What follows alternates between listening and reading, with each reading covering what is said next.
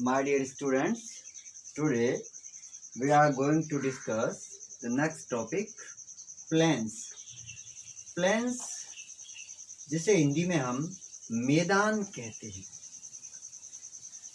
Let's start. Plains are large stretches of flat land. मैदान क्या होते हैं?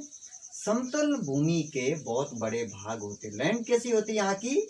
Flat land. फर्स्ट कंडीशन है प्लेन्स की कि plains are large stretches of flat land. They are generally not more than 200 metres above mean sea level. और ये सामान्यतः मध्य समुद्री तल से 200 मीटर से अधिक ऊंचे नहीं होते हैं.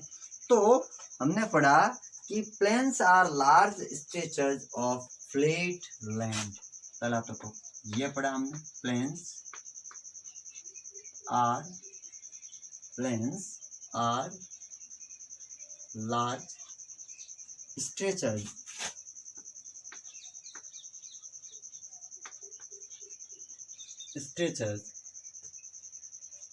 of flat land. Okay. Next is they are generally not more than 200 meters above. Not more than 200 meters above mean sea level. और ये सामान्यतः मध्य समुद्री तल से 200 मीटर से अधिक ऊंचे नहीं होते. सम प्लेन्स आर एक्सट्रीमली लेवल. कुछ मैदान काफी समतल होते हैं, लेवल के होते हैं. Others may be slightly rolling and undulating. और कुछ थोड़े तरंगित और उर्मिल टाइप के हो सकते हैं. Some plains are extremely level, others may be slightly rolling and undulating. Most of the plains are formed by rivers and their tributaries.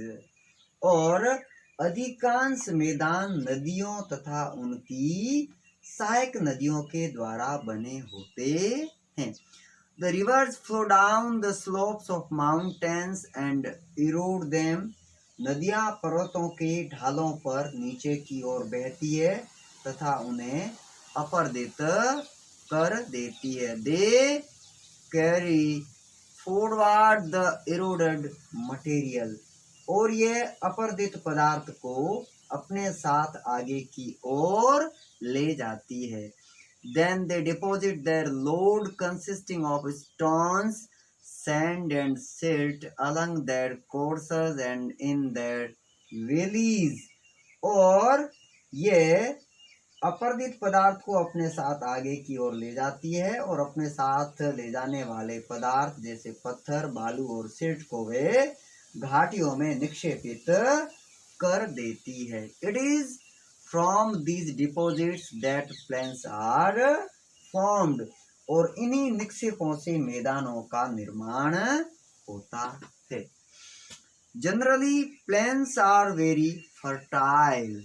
Generally plains are very fertile. Plains are very fertile. Fertile का अर्थ होता है उपजाऊ. Fertile का अर्थ होता है उपजाऊ. फर्टाइल का एक एंटोनिम हम याद करते हैं, देखते हैं, तो वो होता है बारेन. क्या होता है? Warren. Fertile, Warren, BARREN, Warren. ये होता है उपजाऊ, ये होता है अनुपजाऊ या बंजर. बंजर सीधा बंजर के लिए यूज होता है. एंटोनिम इसका कई बार एग्जाम में जनरल इंग्लिश में भी ये पूछा जाता है और आपका वर्ड पावर तो इससे बढ़ेगा ही. Plains are very fertile. Generally plains are very fertile. सामान्यतः मैदान बहुत अधिक उपजाऊ होते हैं. Construction of transport network is easy. यहाँ परिवहन के साधनों का construction of transport network is easy, thus the plains are very thickly populated regions of the world. यहाँ परिवहन के साधनों का आना जाना आसान होता है, नेटवर्क आसान होता है इनका। Construction of transport network is easy, thus these plains are very thickly populated regions of the world. इसलिए ये मैदान विश्व के सबसे अधिक जनसंख्या वाले भाग होते हैं। Some of the largest plains made by the rivers are found in Asia and North America. और नदियों के द्वारा बनाए गए कुछ बड़े मैदान एशिया तथा उत्तरी अमेरिका में पाए जाते हैं। For example, in Asia, these plains are formed by the Ganga and the Brahmaputra in India and the Yangtze in China. उदाहरण के तौर पर ये जो एशिया में स्थित भारत में गंगा और ब्रह्मपुत्र का मैदान तथा चीन में यांगत्से नदी का मैदान इसके प्रमुख उदाहरण है। Plains are the most useful areas for human habitation. मैदान मनुष्यों के रहने के लिए सबसे उपयोगी क्षेत्र होते हैं। There is great concentration of people as more flat land is available for building houses as well as for cultivation. यहाँ की जनसंख्या बहुत अधिक होती है और क्योंकि मकानों के बनाने तथा खेती के लिए यहाँ समतल भूमि की प्रचुरता होती है। Because of fertile soils, उपजाऊ मिट्टी के कारण the land is highly productive for cultivation. ये भाग खेती के लिए काफी उपयुक्त होता है। In India too, the Indo-Gangetic plains are the most densely populated regions of the country. Bharat में गंगा का मैदान देश में सबसे अधिक जनसंख्या वाला क्षेत्र है। और नीचे प्लेन्स को चित्र में दिखाया गया भी है। Come on the next page, landforms and the people. स्थल रूप एवं लोग।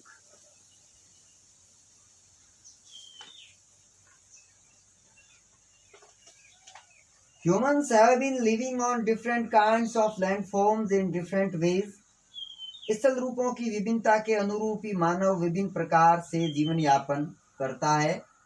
Life is difficult in mountainous areas. पर्वतीय क्षेत्रों का जीवन थोड़ा कठिन होता है। Plains provide much better conditions.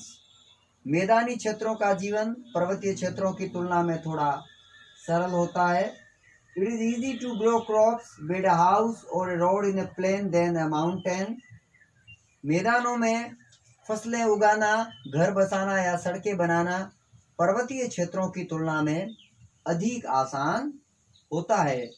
Can you point out some differences in the ways people live on different kinds of landforms?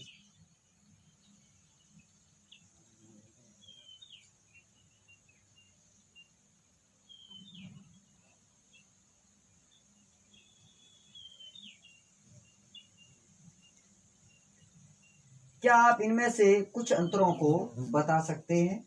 Can you point out some differences in the ways people live on different kinds of landforms? जो लोग विभिन्न स्थल रूपों में लोग जो रहन सहन के तरीके में जो अंतर होता है, क्या आप उनमें से कुछ अंतर को बता सकते हैं? Sometimes natural calamities such as earthquakes, volcanic eruption, storms and floods cause widespread destruction. और कभी कभार प्राकृतिक आपदाएं जैसे भूकंप, ज्वालामुखी उद्गार, तूफान या बाढ़ बहुत विनाश करते हैं। Huge loss of life and property takes place.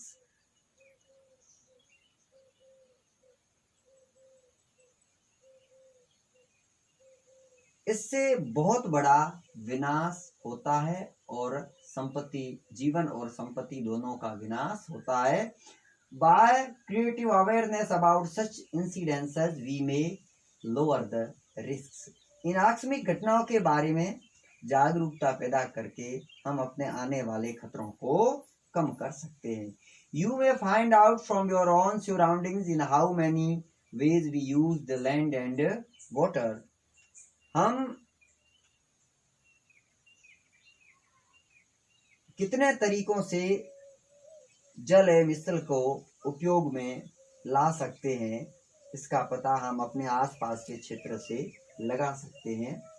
Quite often we use the land in a wasteful manner, for example, constructing houses on a fertile land. प्राय हम स्थल का उपयोग गलत तरीके से करते हैं, जैसे उपजाऊ भूमि पर मकानों का निर्माण हम करते हैं. Similarly, we throw garbage on land or in water, making them dirty. और इसी प्रकार से हम कूड़ा कचरा भी किसी भूमि या पानी में फेंक देते हैं, जो उन्हें गंदा कर देता है. We should avoid using such important gifts of nature in a careless manner. हमें प्रकृति के इस महत्वपूर्ण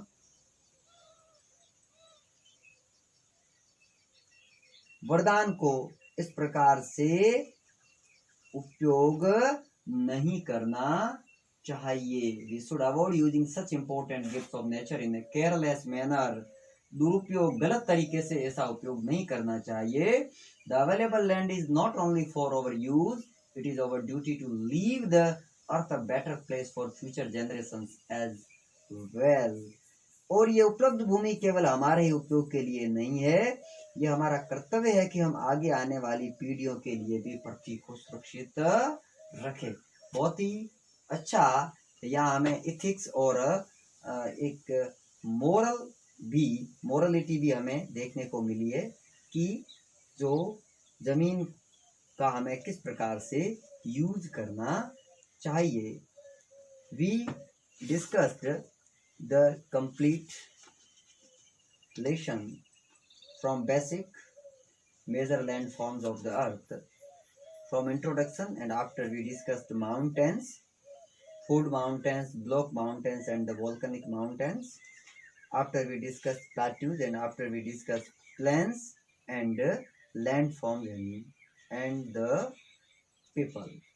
I hope you have understood very well the facts of this lesson. Continue with me. Thank you.